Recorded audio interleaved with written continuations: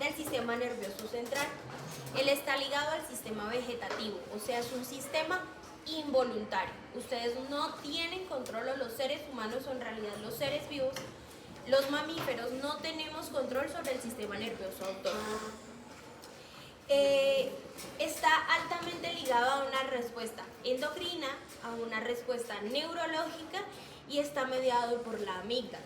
O sea, cuando sentimos enojo, miedo, rabia, cuando tenemos algún tipo de emoción que implica directamente sobre la amígdala, se activa el sistema nervioso autónomo. Ejemplo, si a ustedes los asustan, si ustedes van caminando y los asustan, se les acelera el corazón, empiezan a sudar, tienen muchas respuestas fisiológicas que no son voluntarias. ¿O ustedes pueden controlar esas respuestas? No, son completamente involuntarias. Tiene un eje endocrino, ¿por qué? Porque el sistema renina-angiotensina-aldosterona, ¿ya lo vieron? Sí. Ese sistema activa también al sistema nervioso autónomo, porque al elevar la presión arterial, de alguna forma también elevamos catecolaminas, elevamos adrenalina y activamos al sistema nervioso autónomo en su división simpática. El sistema nervioso autónomo se divide en dos, en una porción simpática y en una porción parasimpática. La porción parasimpática es la que relaja, la que tranquiliza, la que le dice al cuerpo, hey, ya pasó la alerta, por favor, respira tranquilo, baja tu frecuencia cardíaca, relájate. Y la porción simpática es la que activa todas las respuestas autónomas primarias. Correr, ¿sí? El respirar más rápido, el elevar la frecuencia cardíaca, el que las pupilas se vuelvan más grandes porque necesito tener un mayor campo visual. El que podamos tener una respuesta frente a un estímulo nocivo, como por ejemplo, si ustedes van caminando y viene un toro corriendo. Y pues hay que huir de ese peligro. Pero el sistema nervioso autónomo está regulado por el lóbulo frontal, por nuestra corteza prefrontal. ¿Eso qué quiere decir? Que muchas veces las respuestas como tal a un estímulo deben estar mediadas siempre por la corteza prefrontal. Entonces les coloco un ejemplo. Están caminando por un callejón que solo tiene una salida, la de adelante y la de atrás, y yo vengo caminando en esta dirección con un compañero mío. Ponemos nuevamente el ejemplo del toro y viene un toro corriendo de esa dirección, justo hacia donde estamos nosotros. Hay dos opciones, ¿sí? Las dos personas están frente al mismo estímulo, que es el peligro, el toro corriendo. Y mi respuesta puede ser, si hay una pared o hay algo, pues simplemente me alejo del camino y me meto en la pared y dejo que el toro pase. Pero la otra persona no piensa en eso, sino se da la vuelta, le da la espalda al toro y empieza a correr y el toro se va detrás de él. ¿Es el mismo estímulo? Sí. ¿Estamos estimulando la misma parte del cerebro? Sí. Pero la respuesta es completamente diferente, porque está mediada por costumbres, está mediada por conductas que tienen que ver con el modo de crianza, con el lugar en el que vivamos, con el contexto en el que estemos. Ejemplo, si ustedes les sirven la comida, ¿sí? Están donde sus papás o donde sus abuelos les sirven la comida y son pasticas y esas pasticas están jugosas, si ustedes llegan a hacer, ¿qué les dicen? No. Pues a mí que no suelvan, ¿cierto? Que eso es de mala educación. Pero si están en Corea, es normal. Es normal. Es más, tú ves que todos hacen y suena cuando comen. Y no es falta de educación, porque en ese contexto está bien. Sí, está bien. Es normal. Si tú vas a la India, comen con la mano. Ay, sí. Y tú los ves que se chupan los dedos, comen con la mano y se chupan los dedos. Entonces, de acuerdo a ese contexto, no está mal, está bien. Por eso las respuestas innatas o las respuestas a estímulos innatos como miedo, enojo, presión, pues tienen que ver mucho con el modelo de crianza. Bueno, ¿qué nos muestra esa imagen? Al lado izquierdo, si de pronto, si quieren, abran las diapositivas en el celular y las van mirando en el celular. Al lado derecho, ¿qué vemos? Perdón, al lado izquierdo, ¿qué vemos?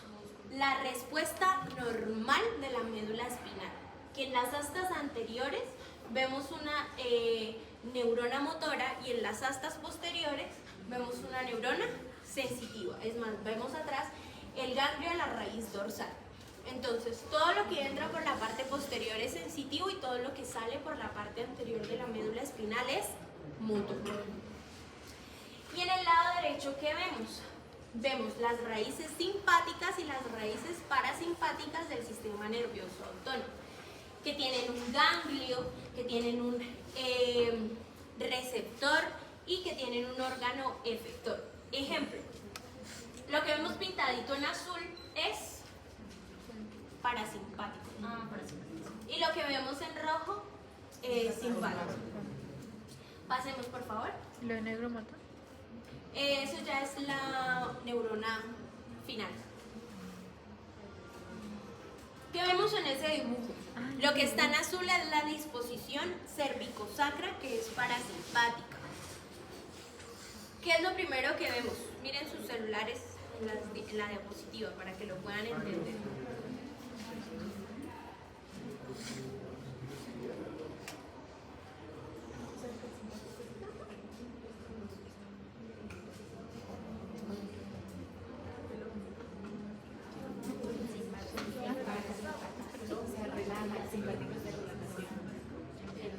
¿Qué es lo que vemos en azul?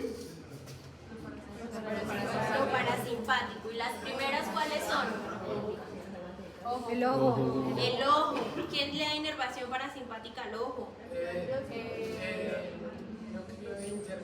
Tercer par craneal. ¿Cuál más vemos? Glándula lacrimal. ¿Quién le da inervación parasimpática? El facial. ¿Qué más vemos?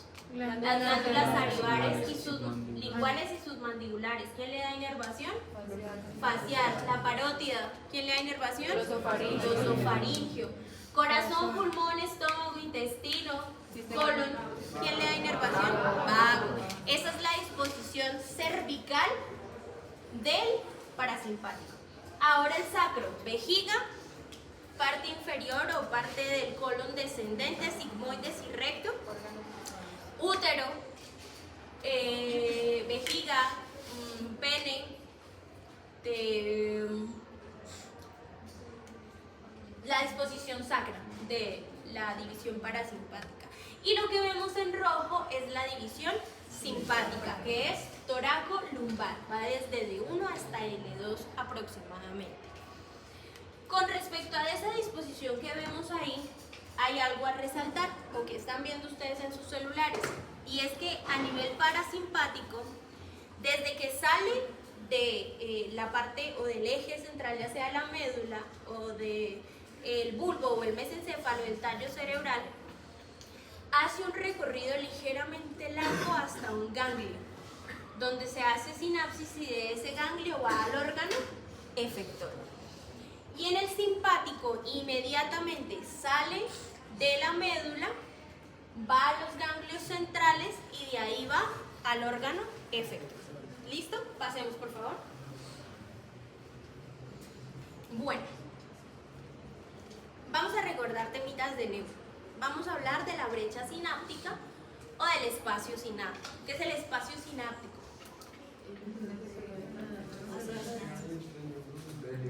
Donde hacen sinapsis las neuronas, ¿cierto? Tenemos una neurona presináptica, una brecha sináptica y una neurona postsináptica. Van a tener un nombre dependiendo de lo que sean, si son neuronas serotoninérgicas, dopaminérgicas, colinérgicas si son dependientes de acetilcolina o adrenérgicas si son dependientes de adrenalina. ¿Sí? En este caso las vamos a llamar neuronas colinérgicas, porque ¿de quién vamos a hablar? De la acetilcolina. Entonces, no voy a entrar en detalles de cómo pasa la despolarización de la célula y cómo se da la sinapsis, de eso lo hablan en neurología.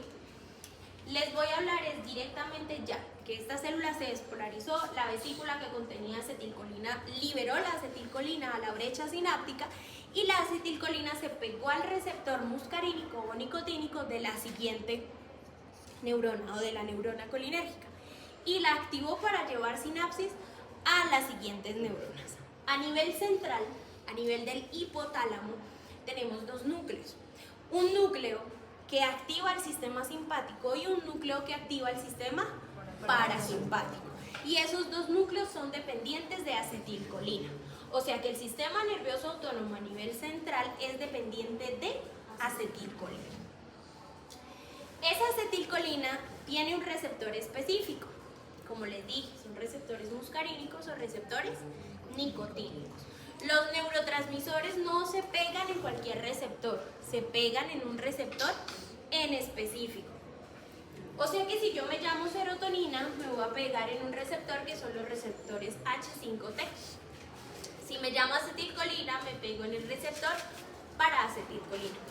Si me llamo dopamina, me voy a pegar en los receptores de 1, de 2 o de 3 dopaminérgicos. Si me llamo GABA, me pego en los receptores GABA. El neuropéptido Y también tiene su receptor específico. Los neurotransmisores siempre se pegan en su receptor altamente específico. Eso es como una llave y una chapa. Sí, una chapa. Pues. Mi llave no abre la casa de alguno de ustedes, abre solo mi casa porque es una combinación específica. Igual pasa con la acetilcolina. La acetilcolina tiene un tamaño molecular y unos receptores que se pegan, los receptores de la neurona posináptica hacen que la acetilcolina se pegue específicamente en ese lugar. ¿Dónde más tenemos receptores de acetilcolina? En la placa neuromuscular. ¿Qué es la placa neuromuscular?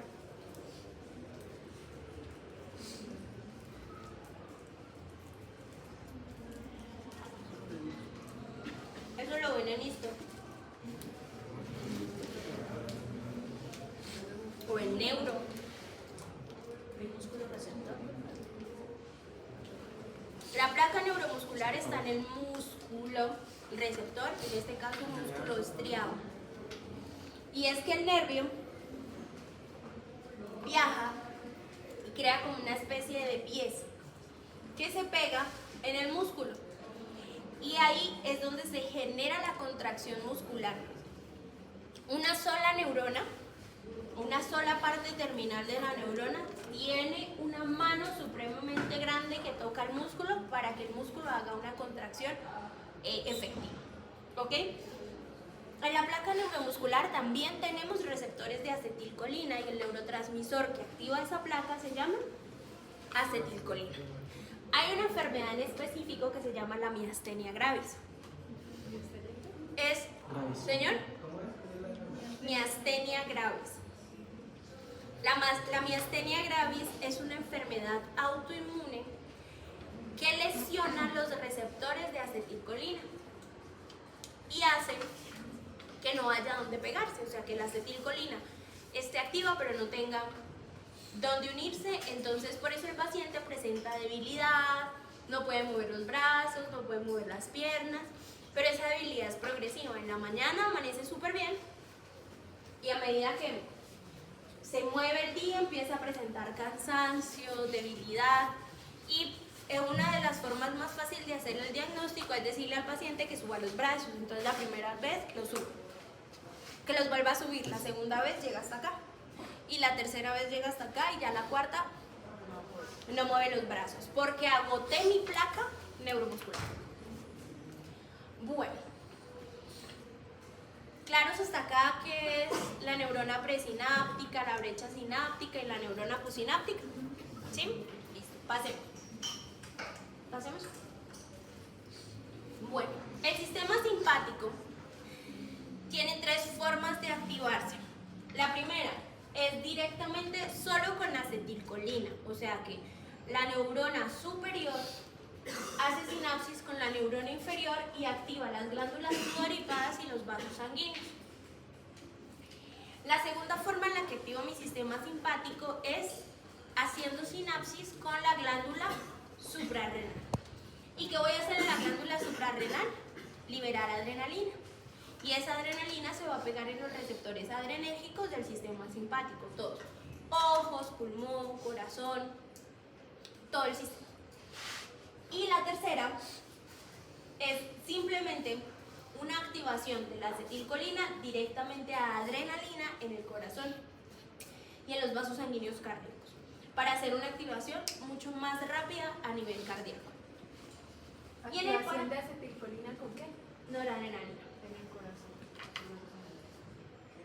Y en el parasimpático, vamos directamente del parasimpático a todas y todos los órganos que tienen efectos sobre el sistema parasimpático.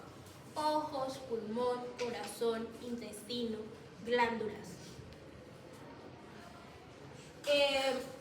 Cuando hablamos de músculo liso, ahí hablamos del músculo liso bronquial y del músculo liso del intestino, del esófago y del estómago. Recuerden que fisiológicamente el esófago y todo el tubo digestivo hacen movimientos de peristalsis. Esa peristalsis está dada por músculo liso que se activa y que mueve todo lo que comamos, desde el esófago hasta que defecamos. ¿Claros hasta acá? Señor. Hay una activación directa desde el nivel central a las glándulas sudoríparas. ¿Por qué crees que debo activar mis glándulas sudoríparas a nivel del sistema simpático? Para regular la temperatura corporal. Exactamente. La otra va desde el nivel central hasta la suprarrenal y la otra va desde el nivel central hasta el corazón. ¿Claros? Bueno, entonces, el neurotransmisor del sistema parasimpático, ¿cómo se llama? Acetilcolina. El neurotransmisor del sistema simpático, ¿cómo se llama? Noradrenalina o adrenalina, pero también acetilcolina. Son los dos. Los tres. La noradrenalina y la adrenalina son lo mismo. Bueno, el sistema simpático tiene dos tipos de receptores: receptores alfa y receptores beta. Todos estos receptores se van a llamar receptores adrenérgicos. ¿Listo? Y los receptores del sistema parasimpático se llaman muscarínicos y nicotínicos. Estos receptores se llaman colinérgicos. Todo lo que estimule el sistema adrenérgico se puede decir que es simpático mimético o adrenérgico. Y todo lo que bloquee el sistema simpático es simpaticolítico o bloqueadores alfa o bloqueadores beta, dependiendo de lo que estemos hablando en específico. Bueno, el sistema nervioso autónomo, ¿dónde inicia todo lo que tiene que hacer? En el hipotálamo. Tenemos un eje endocrino y tenemos un eje directamente autónomo, o sea, emociones, amígdala, hipocampo. Pasemos, por favor. Pasemos. Lo que les decía. Del toro. Si el toro los persigue, ¿qué sistema activo? Y cuando ya pasa todo, parasimpático. Muy bien. Bueno, ese cuadrito necesito que lo miren en sus celulares, por favor.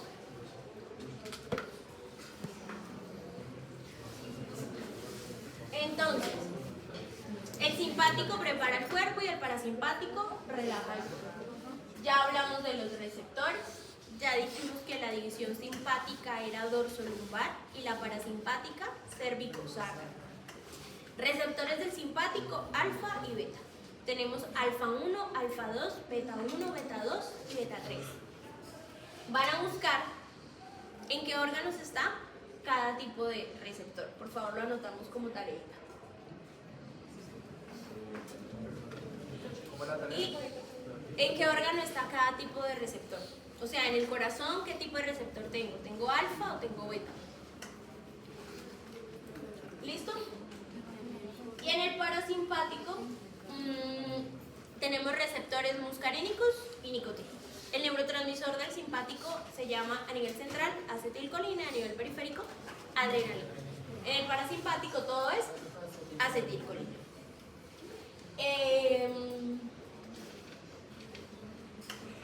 Algo importante que se me escapó al principio, y era en la membrana y en la brecha sináptica.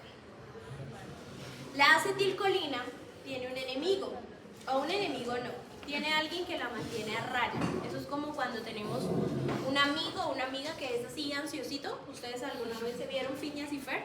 ¿Sí? Este perrito chihuahua que vive temblando, que es todo ansioso. Bueno, esa es la acetilcolina.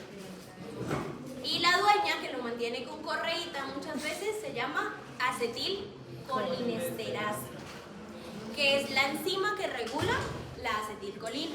Y le dice, no puedes andar como loca activando el sistema parasimpático cada vez que se te da la gana y dejando a mi paciente bradicárdico, hipotenso, con todos los efectos del sistema parasimpático.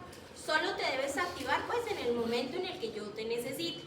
Y cuando te dejo de necesitar, la acetilcolinesterasa viene, la degrada, la rompe y mi neurona presináptica la reabsorbe y la encapsula hasta que yo la vuelva a necesitar. ¿Listo? Dato importante porque más adelante les voy a explicar algo acerca de la acetilcolinesterasa. Pasemos, por favor. Profe, ¿y esa acetilcolinesterasa, tanto en el simpático como en el parasimpático, recurren a las partes? Cambia de nombre. No. La adrenalina Solo para se degrada solita. Se llama acetil. Las enzimas tienen el nombre específico de la proteína que degrada. Si se llama acetilcolinesterasa, solo degrada la acetilcolina. Bueno, ¿todos están viendo el segundo cuadrito? Vamos a empezar a hablar del simpático. El primer órgano en el que tiene efecto el simpático, ¿cómo se llama? En el ojo. Específicamente, ¿en dónde del ojo? En la pupila. ¿Cómo se llama el músculo? O el músculo dilatador de la pupila. ¿Qué función tiene el simpático en la pupila? hacer midriasis. Midriasis. Pone la pupila grande porque necesito tener una mayor visión. ¿Listo? ¿Preguntas hasta acá? ¿No? Sencillísimo. Pero cuando les pregunte, se les cruzan los cables. Así está. En las glándulas.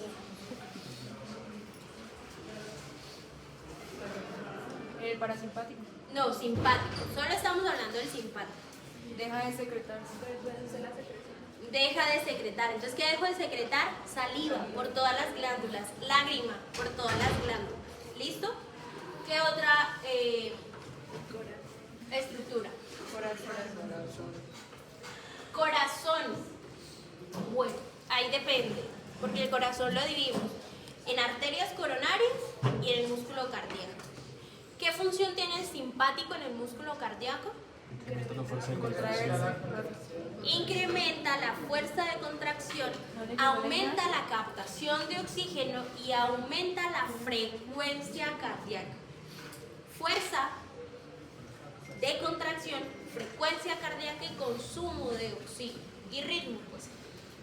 Entonces ahí vienen tres términos en realidad: cronotropismo, dromotropismo, e inotropismo. Van a buscar qué es. Ya lo escriben en el grupo. Dromotropismo, cronotropismo e inotropismo. Bueno. Porque necesitamos sudar. Si estamos en actividad, si estamos corriendo, necesitamos sudar. Bueno. Cronotropismo. ¿Qué pasa en las arterias? En las arterias cardíacas. Se contrae. Muy bien. Eso depende de qué tipo de receptor me voy a unir, a qué tipo de receptor me voy a pegar. Generalmente, a nivel coronario, activamos los alfa. Porque necesito aumentar el consumo de oxígeno en mi músculo cardíaco. Si el tubo es ancho, ¿cómo se mueve el flujo? Más lento. lento. Y si está contraído Por más la rápido. luz. Es como lo de la Es más manguera. lámina, exactamente. Y si reduzco la luz de ese tubo, ¿cómo es el flujo? Más rápido. Más rápido. Entonces, tengo un paciente de 50 años, fumador, gordito, que de vez en cuando toma traguito y que tiene una vida relativamente relajada. Pero un día le dijeron que, no sé, que todos sus negocios habían caído en la quiebra, que se estrelló el carro, que se le incendió la casa, algo así supremamente catastrófico. Y ese señor se estresó tanto ese día, que activó tanto su sistema simpático, que hizo que su corazón latiera más rápido, que el vaso redujera la luz y ese vaso, la mitad del vaso era grasa. Se tapa. Ajá, se obstruye. ¿Y qué le pasa a una arteria coronaria obstruida? ¿Qué le pasa al músculo? Bueno, necrosis. ¿Se infartó? Se infarta. Entonces por eso que, ay, pero era sano, pues nunca sufría de nada y tome su infarto. Ya su placa ateromatosa estaba ahí hace rato, creciendo, creciendo, creciendo, y ese día no se desprendió la placa, pero lo que pasó fue que se redujo la luz del vaso e infarté a ese músculo, porque estaba muy estresado. Entonces el estrés sí nos puede matar. Los pulmones.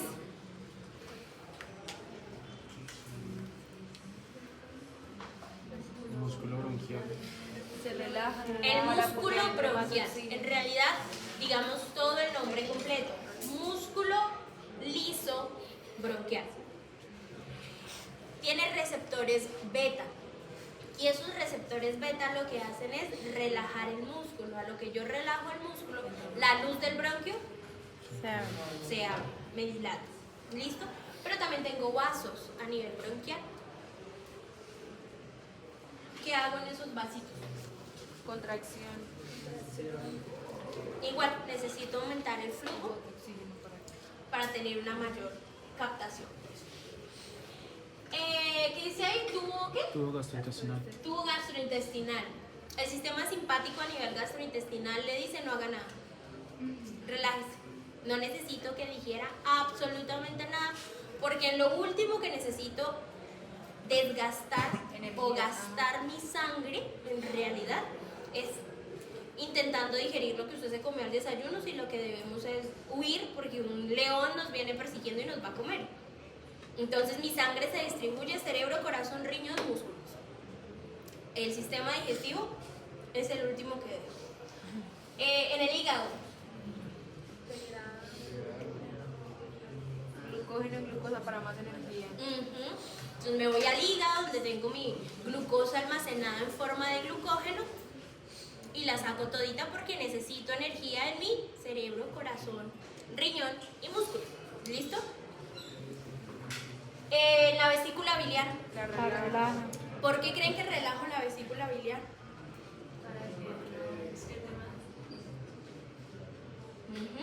Muy bien.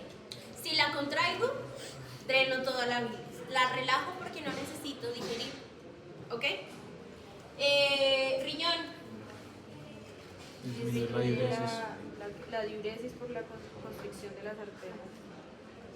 Pero aumento la filtración sin producción, aumento la reabsorción en realidad de sodio y agua, porque necesito agua para moverme, necesito solución en la sangre para moverme.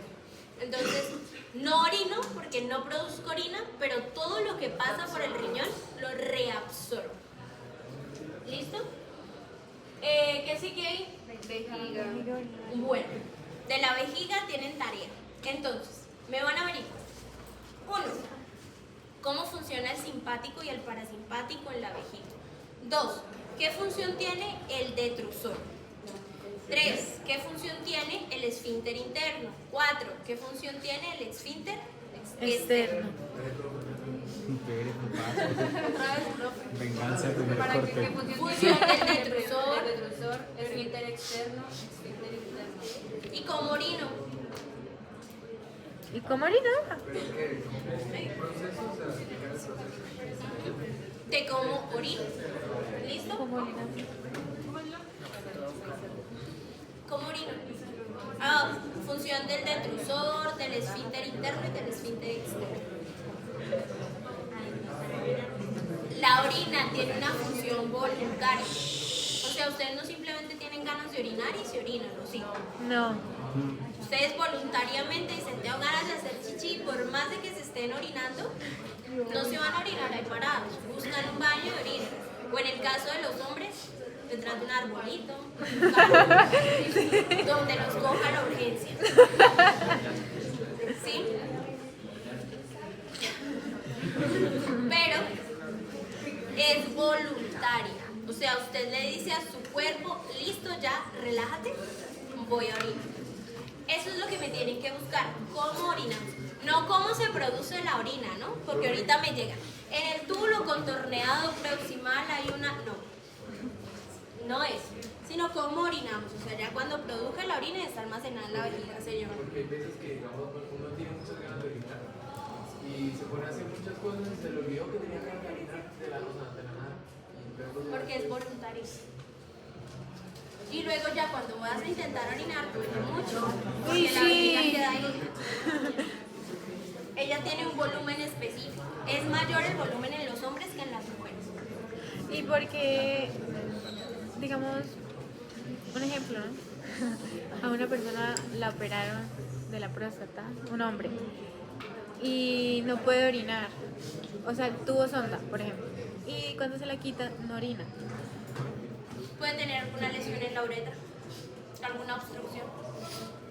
Y si lo revisan y no tiene obstrucción, ¿Y la próstata se la quitaron toda? no. ¿Quedó un pedacito?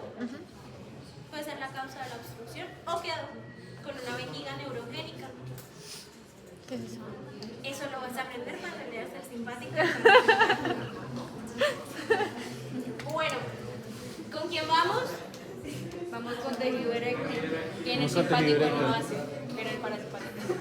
No, depende. O sea, sí. Del tejido eréctil, tanto en el pene como en el clítoris, me van a buscar también cómo funciona, cómo se da la erección y cómo se da la eyaculación, porque intervienen los dos sistemas. Eso también es tarea.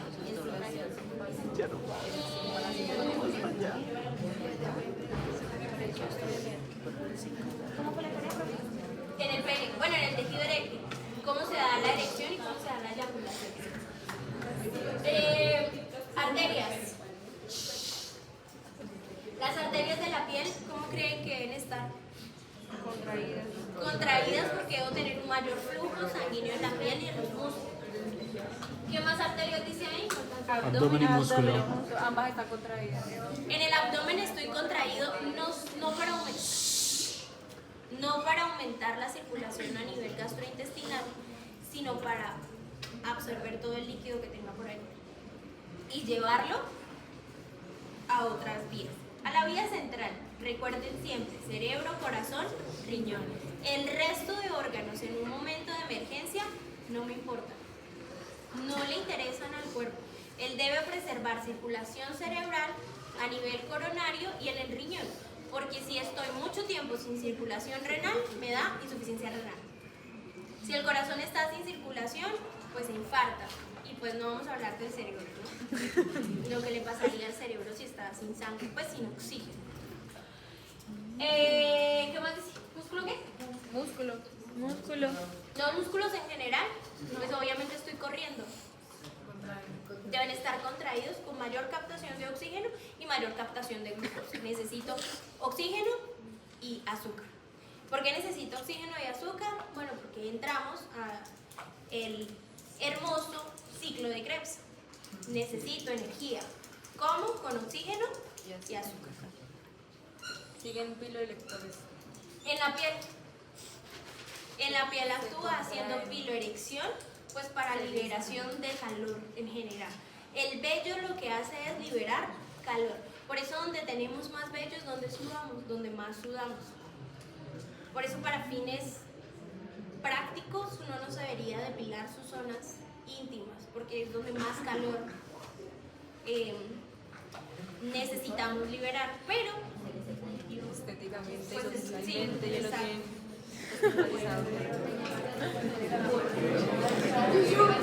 Pasemos. Y la suprarrenal, la corteza, Corteza y médula. y médula. Casi me salto la más importante. En la suprarrenal, ¿qué necesito? Liberar adrenalina. Y liberar adrenalina y catecolaminas endógenas. ¿Ok? Ahí va de la manito el sistema renina, angiotensina, aldosterona. Bueno, parasimpático. Ya terminamos con el simpático.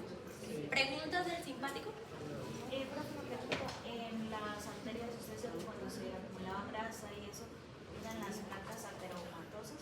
Carótida, a nivel intracerebral, coronarias, los brazos, la aorta abdominal, el callado aórtico, las ilíacas, la bifurcación de las ilíacas, la aorta abdominal, y eso es lo que genera, por ejemplo, si es la aorta, que la placa viaje, perdón, si es la carótida, que la placa viaje a cerebro. Si es el callado aórtico, puede hacer una disección aórtica, se rompe el callado aórtico.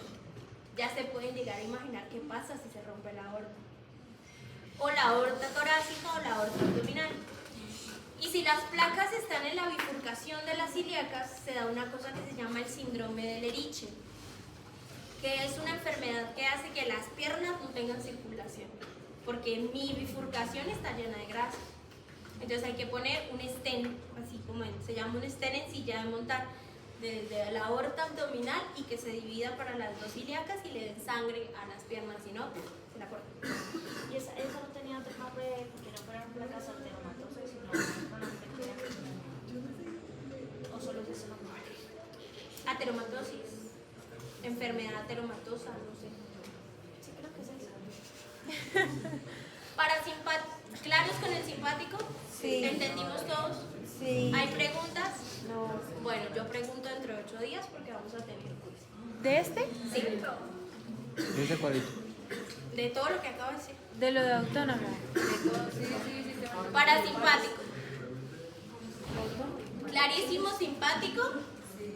No pueden decir que están cansados porque no han usado su cerebro en las últimas 3 horas. Simpático. Perdón, parasimpático. En el ojo. Contrae. Hago contracción. ¿Listo? Glándulas. Produzco todo. Moco, lágrimas, saliva. O sea, cualquier glándula que ustedes se puedan llegar a imaginar está supremamente activa y voy a tener muchísima secreción de esa zona. Si estamos hablando de los ojos, la limeo. Si estamos hablando de la boca, salivación. Hasta el punto de que hay cialorrea o literalmente espumita o se le salen las babitas. A nivel bronquial, muchísimos mocos. A nivel gastrointestinal, muchísimo líquido en estómago y en intestino delgado.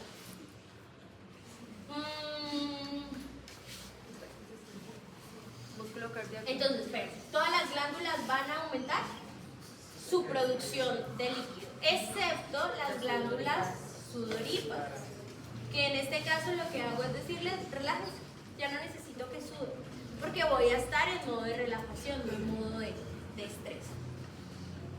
Pulmones. No seguía corazón. Es que no veo. Corazón. Corazón. Disminuye la ¿Qué le fuerza. dice al corazón? Relájese. Que se relaje. Pero no solo me va a relajar en frecuencia, me va a relajar en fuerza. La fuerza de la contracción, la frecuencia cardíaca y en las arterias coronarias, ¿qué le digo? Relájese. O sea, a nivel parasimpático en el corazón le digo ya. O sea, ya pasó el estrés, ya pasó todo, cójala con calma. En los pulmones, El músculo liso que hace que contrae. el músculo liso se...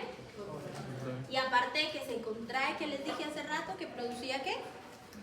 Moco. Mucho moco.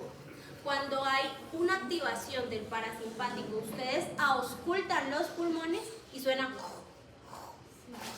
muchísimo moco. Y aparte de que hay moco, o sea que ya de por sí tengo comprometida la luz del bronquio, bronquio porque lo estoy apretando. Y hay moco, imagínense cómo entra el aire a esos pulmones. En el tubo gastrointestinal, ¿qué le dice al tubo gastrointestinal el parasimpático? Incrementa el peristaltismo. Incrementa todo. Peristaltismo, aumento de secreciones, aumento del líquido. Ahí sí le digo mi vesícula biliar. Contráigase. Activo el páncreas, se activa toda la digestión. Es más, cuando el parasimpático está loco, da diarrea. Porque todo está tan activo que lo que está en el estómago pasa en menos de 1 hora, 2 horas al recto. ¿Listo? ¿En qué voy? ¿En el hígado? Hígado. Al hígado no le dice nada. No ejerce funciones sobre el hígado. Sigue a vesícula, ya la vi. Vesícula se contrae. ¿Qué más? Riñón. Tampoco. Tampoco dice. No, porque la producción de orina no la dicta el parasimpático, la dicta el riñón solito. El riñón es supremamente autónomo de decir, ya no hay peligro. Y el sistema renina, angiotensina, aldosterona también le dice, o sea, ya tuviste que elevar tu presión arterial, ya no retengas tanto sodio, ya no retengas tanta agua y empieza a orinar. Por ejemplo, ¿Ok? pero por ejemplo, es verdad que digamos cuando usted Habla duro. se puede asustar, ¿se orine? Sí, pero no es por el riñón. Es porque te asustaste tanto que liberaste tu esfínter externo, voluntario. La orina que tenías ahí, siempre hay orina en la vejiga. Siempre. Si tú fuiste a orinar ahorita, tu riñón sigue produciendo orina. Y de a gotita empieza a llenarla hasta que la llena completamente y te dan las ganas de orinar. Pero tú siempre produces orina. Sigue vejiga. Eso lo vas a averiguar en los riñones. Sí, cuando se también. Ah, pero ahí ya eso es una incontinencia de esfuerzo, porque hace presión en la vejiga cuando te ríes por los órganos intraabdominales. Ay, Sigue vejiga, pero eso es tarea. Vejiga, tarea. A nivel del tejido eréctil, bueno, del pene y la eyaculación, tarea también. Ah, ¿qué sigue? Arterias y el abdomen músculo. pero no dice. No tiene función sobre ellos. Músculos pilorectores Tampoco, suprarrenal Bueno, los que tampoco. siguen tampoco. Bueno, ¿entendieron? Listo. Esto prácticamente es lo que les expliqué. Ahora les voy a contar algo interesante. Y es de farmacología. Entonces ustedes dirán, ¿por qué me tengo que aprender el sistema nervioso autónomo? Si es muy difícil, si tiene muchos receptores. No me lo quiero aprender. Cuando lleguen a fármaco, a un capítulo que se llama farmacología del sistema nervioso autónomo, van a decir, ya sé por qué me tengo que aprender el sistema nervioso autónomo. Porque hay medicamentos que bloquean los receptores beta, que bloquean los receptores alfa, pero hay medicamentos que estimulan los receptores beta y estimulan los receptores alfa. Hay medicamentos que bloquean los receptores nicotínicos y muscarínicos. Y hay venenos que les gusta secuestrar a la acetilcolinesterasa. Entonces ustedes van a decir, ay, pero esos medicamentos no son tan comunes. Y salbutamol, ¿quién ha usado el salbutamol? ¿Por qué has usado el salbutamol? ¿Asma? Después de que te aplicabas el salbutamol, ¿qué te pasaba?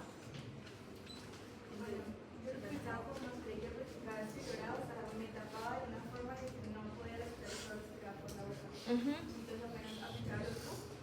Pues ya, digamos, como podía respirar y podía liberar todo eso que tenía para poder Ujú. respirar.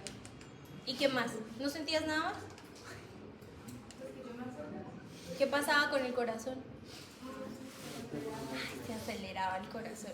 El salbutamol es un beta adrenérgico. Es un estimulante de los receptores beta. Por el salbutamol no va a decir, mi función es solo para el pulmón. Se pegan todos los receptores beta. Entra al cuerpo y se pegan todos los receptores beta que encuentra. Y como él es beta adrenérgico, él no se llama adrenalina. pero se pega en el receptor específico para la adrenalina, en los receptores beta, y simula ser adrenalina. Entonces en el pulmón, ¿qué le va a decir? Por favor, ábrase el bronquio para que entre más aire, pero él no simplemente dice, ay, llegué al pulmón y ya, no pasó nada. No, en su paso llegó al corazón y le dijo al corazón, acelérate. ¿Por qué? Porque se me dio la gana. Acelérate, o sea, mi función es llegar acá y estimular el receptor beta. Entonces produzco taquicardia, mayor consumo de oxígeno, aumento de la contracción en el corazón, aunque pues eso depende de la dosis, ¿no? Si te haces un puff cada 6 horas, un puff cada 4 horas, pues no pasa nada. Pero por ejemplo en las crisis, en los niños, podemos hacer dosis de rescate, 2 puff cada 20 minutos o 2 puff cada 15 minutos. Entonces vamos a tener al niño con el corazón acelerado. Entonces les llega al niño de 5 años con una frecuencia cardíaca promedio basal de unos 90 o 95 latidos por minuto. Ustedes lo tienen monitorizado porque llegó con una crisis asmática. Le hicieron los puffs de salbutamol y cuando se dan cuenta, 130 de frecuencia cardíaca. Y ustedes, ¡ah! ¿Qué hice? El salbutamol le elevó la frecuencia cardíaca. O sea, relájense. No va a pasar nada. Los niños se regulan muy rápido. Y va a estar taquicárdico hasta que se pase el efecto del salbutamol. Lo bueno del salbutamol es que él se pega por muy poquitos minutos y se suelta. Bueno, eso en cuanto a los estimulantes del sistema simpático. Pero tenemos medicamentos bloqueantes del sistema simpático. Uno, ¿cuál?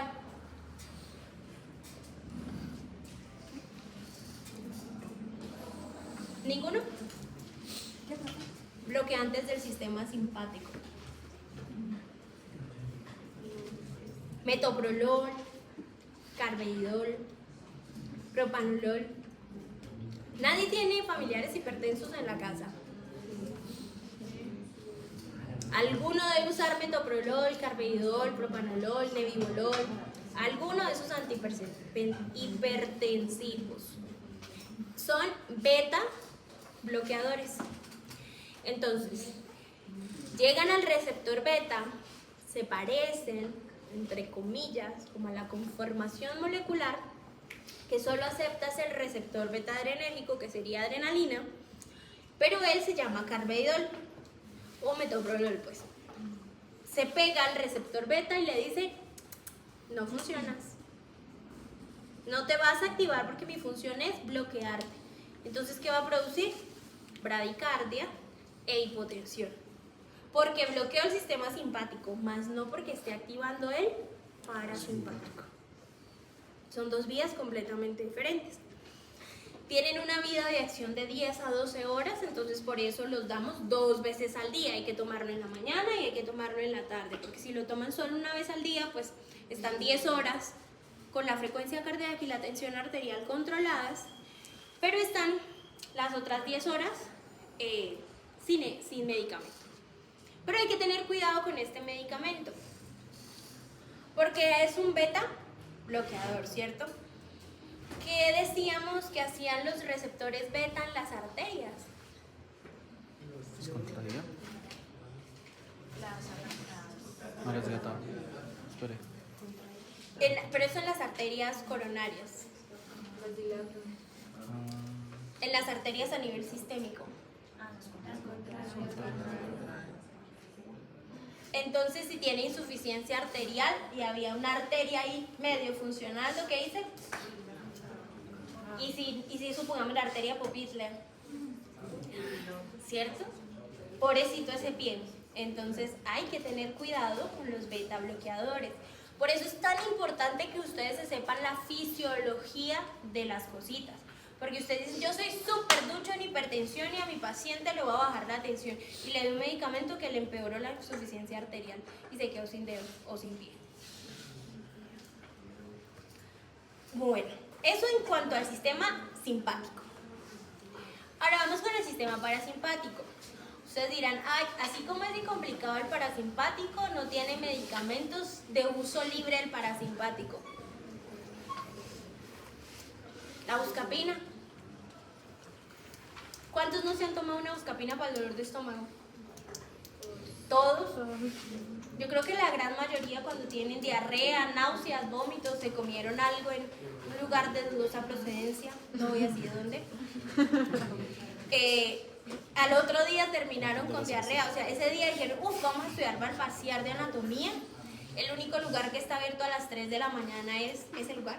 Entonces fueron, se comieron una hamburguesa y al otro día tienen una diarrea que no los para ¿le pasó?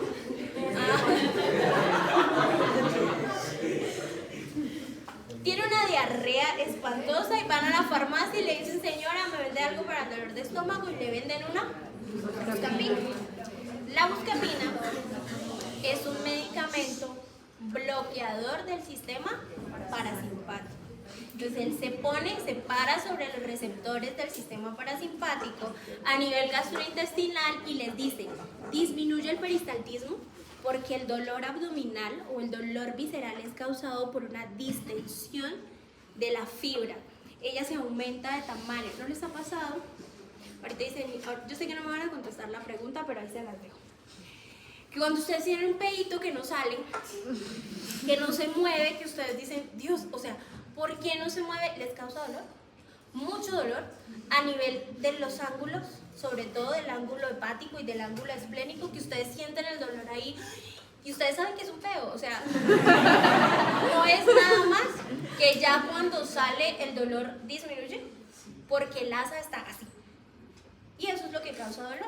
Y eso es lo que le dice la buscapina al intestino, relájate, no te muevas más, relájate un poquito para que ya no duela. Bueno, eso cuando te tomas la pastilla. Te tomas la pastilla y no pasa nada. ¿Quién ha ido a urgencias? Por una gastroenteritis, por una diarrea, dolor abdominal. ¿También fue? Cuéntanos tu experiencia, por favor. Si pueden abrir esa puerta por el amor a Jesús.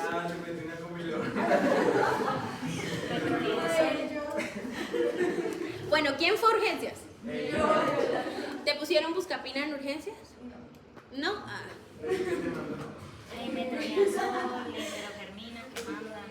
¿Alguien le ha puesto buscapina por la vena?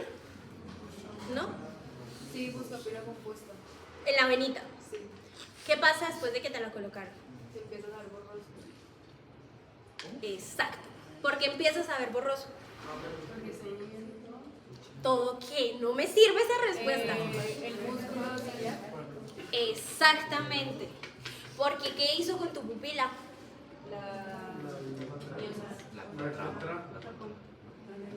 La mantengo contraída, o sea, Está como a la mitad. exactamente. Pero el Pero músculo ciliar es que lo hace ver a uno borroso realmente. ¿Usted estaría relajada? está relajada, pero supongamos, ¿en urgencias hay luz o no hay Pero luz? mira que también, Mucha luz. también hay medicamentos que le provocan a uno ansiedad. Uno le dice, te va a dar esto y te vas a sentir un A la poquito". metoclopramía, que uno quiere tirar por las escaleras. Sí, es verdad. O sea, es un lugar que tiene mucha luz. ¿Cómo debe estar tu pupila normalmente? Contraída porque hay mucha luz. Si tu pupila no se puede contraer y tú tienes porque las lámparas de los hospitales son como estas, y estás acostado en una camilla así boca arriba, ¿cómo empiezas a ver? Borroso. Y te levantas viendo borroso, o sea, tú intentas enfocar y no puedes. ¿Y la buscapina tenía alguna función en el ojo? No. Ella iba para el intestino a decirle, hey, cálmate. Bueno, hay un veneno que es muy famoso por estos sectores. Los índices de autolesión, o pues el que no logra suicidarse, pues en esta región son altos, ¿sí? Les encanta tomar veneno, pero el problema es que no saben qué tomar y se lo toman mal. Y llegan muchísimas lesiones a urgencias por autodaño. Generalmente, si son personas que se dedican a la agricultura y fumigan papa, usan uno que se llama furadán. Él pertenece al grupo de los organofosforados. El organofosforado secuestra a la acetilcolinesterasa. Le dice, no puedes funcionar, y hacen una unión irreversible casi de unas 4 horas. Entonces, si yo secuestro a la acetilcolinesterasa y le digo, sorry, te vas a quedar conmigo de la manito 3 horas, 4 horas y no te voy a soltar, ¿qué pasa? Se altera el parasimpático. No voy a controlar la acetilcolina. ¿Y la acetilcolina a quién se pegó? A todos. Pero sin tener alguien que la controle. A todos los receptores de acetilcolina. Entonces, ¿cómo va a encontrar las pupilas? No. Piensen. No tengo quien controle a la acetilcolina. Secuestré a la acetilcolinesterasa y la acetilcolina está haciendo lo que se le da la gana en el sistema. O sea que se pegó a todos los receptores. ¿Cómo tengo las pupilas? Contraídas. Y contraídas casi hasta puntiformes. Porque se pega la acetilcolina y de ahí nadie la suelta. Entonces voy a encontrar miosis. A nivel de las glándulas salivares. Muchísima salivación. A nivel de las glándulas lacrimales, muchísima producción de lágrima. A nivel bronquial, de moco y broncoconstricción. O sea, ¿cómo me va a llegar el paciente respirando? Despacito y aparte, perdón, rápido porque necesita meter aire, pero usted desde lejos lo escucha haciendo porque tiene mucho moco. ¿Cómo está el corazón? Lento. Lento no, Taquicárdico. ultra lento. 30 de frecuencia cardíaca. 25 de frecuencia cardíaca. A nivel gastrointestinal. No. Menor digestión, ¿no? O sea que si yo le pongo el fonendo en el estómago, ¿cómo suena la barriga cuando ustedes tienen hambre? Multipliquen 3 veces eso. Y muy posiblemente el paciente les llegó con diarrea, porque todo su sistema gastrointestinal está diciendo produzca moco, produzca líquido y aumente el tránsito intestinal. Entonces les va a llegar seguramente poposeados. Y el paciente, recuerdan que la acetilcolina también tiene una función a nivel central, muy posiblemente hay depresión a nivel del sistema nervioso central, y además, ¿qué sangre le va a llegar al cerebro con una frecuencia cardíaca de 25? De 30. Ninguna. Orinado después de la del paciente. Ahí les voy adelantando. Entonces, ustedes están frente a ese paciente y nadie les dice nada. El del taxi lo encontró, llegó a urgencias y se lo tiró así en la camilla. ¿Ustedes a quién le preguntan? ¿Qué le pasó al paciente? A nadie, al paciente. Huélanlo. Acérquense y huélanlo. Lo monitorizan. Abren los ojitos. El de revisar las pupilas no solo es para Grey's Anatomy, Dr. House. Ustedes tienen una linterna en sus bolsillitos. Prenden la linterna y miran las pupilas.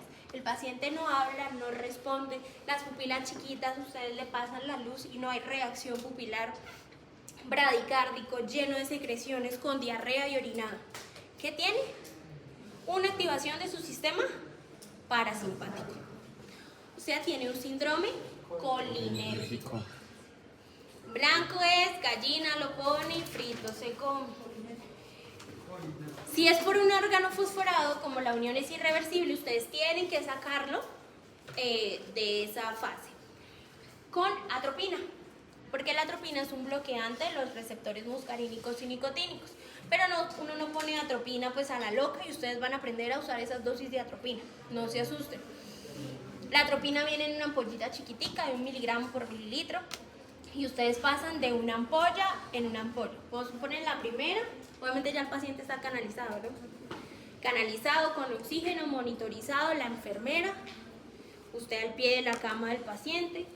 Si fueron relativamente pocas horas, con una sonda nasogástrica y pasándole carbón activado por la sonda para poder que el carbón bloquee las vellosidades intestinales y no se siga absorbiendo el veneno. Y le pasan atropina, un poquito. Si estaba en 25 y subía a 30, esperan un poquito. Si no sube más de 30, coloco otra ampolla, hasta llevarlo más o menos a 70 latidos por minuto. Pero eso se hace lento, con calma. Luego el paciente se despierta y le va a decir, ¿qué me pasó? Porque quedan como si no les hubiese pasado absolutamente nada. Muchas veces al siguiente día, cuando llega el psicólogo, el paciente le dice al psicólogo, la verdad no tengo ni idea por qué estoy acá. No, el médico está súper loco, o sea, yo no sé por qué me metieron al hospital, si yo estoy súper bien, no hice nada, y uno como, señor, casi se muere. De nada. Fallaste. Los carbamatos, como el campeón, también secuestran a la acetilcolinesterasa, pero esa unión es reversible en poco tiempo. Entonces, más que todo, uno lo que hace es como monitorizarlo. Si está muy bradicárdico, le pongo un poquitito de atropina, pero sé que eso al ratito va a mejorar. ¿Claros hasta acá? Profe, una pregunta. Señor. En los gatos el veneno actuaría diferente, o sea, el simpático. El sistema nervioso de los gatos, los perros es muy similar al de nosotros. Es más, los perros tienen los mismos pares craneales que nosotros. ¿Sí? Profe, entonces, ¿por qué los gatos Empiezan a hablar pared craneal al perro. ¿Con qué veneno? ¿Con qué veneno? Hay muchos. O sea, nosotros otro veneno nos puede dar las primeras que van a ser simpáticas. ¿Preguntas? ¿No? Ok, hasta acá va la clase. Tienen tareas y tienen quiz por estudiar.